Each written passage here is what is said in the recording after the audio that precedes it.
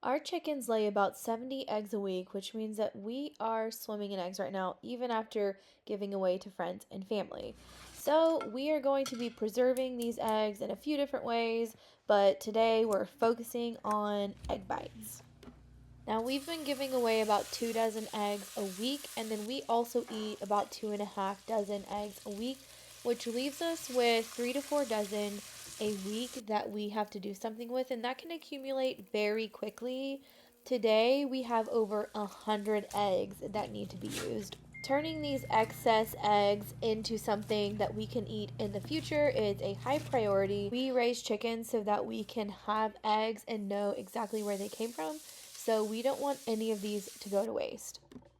To make these egg bites, you will need eggs, of course, some sort of cheese, cottage cheese or Greek yogurt. We ended up using both of those in different batches, salt, pepper, and then some kind of mix in, whether it be meat or vegetables. We did a mix of a lot of different things. We started out with bacon, we moved into ham, then we did peppers and spinach.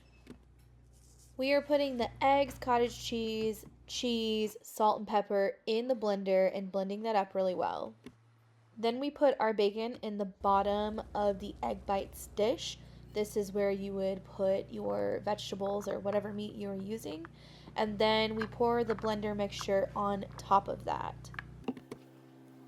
The egg bite molds that we are using come with a carrier slash steamer base that also comes with lids, which is great because you can stack them on top of each other, and then you use the Instant Pot to cook these. We are going to be steaming them, so we need to put water in the bottom of the Instant Pot first. And then the egg bites steam for 9 minutes. As you know, in an Instant Pot, it takes time for it to get up to pressure before it starts the 9 minutes, and then you also have to wait 10 minutes for the pressure to release.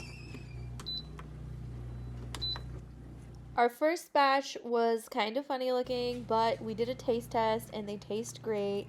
So we're putting them on a baking sheet, and when we get the baking sheet full, we're going to put it into the freezer so that they can freeze first. And then we are going to be packing a vacuum seal bag with 6 bites each. We have a bunch of vacuum seal bags that are small, just the perfect size to fit 6 in there, and that would be 3 bites to 1 serving, so 1 bag would be just enough for each of us to eat.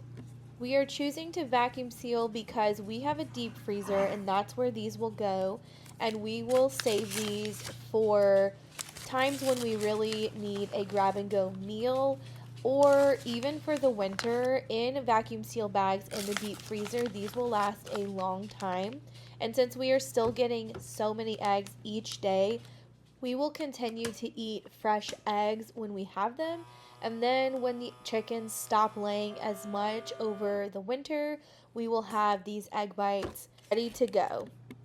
We ended up making 112 egg bites, which made 18 packets, which is 18 meals for 2. This is definitely not the end of our egg bite project or our preserving egg project because we have so many eggs coming in. Let us know your favorite way to preserve your extra eggs in the comments below.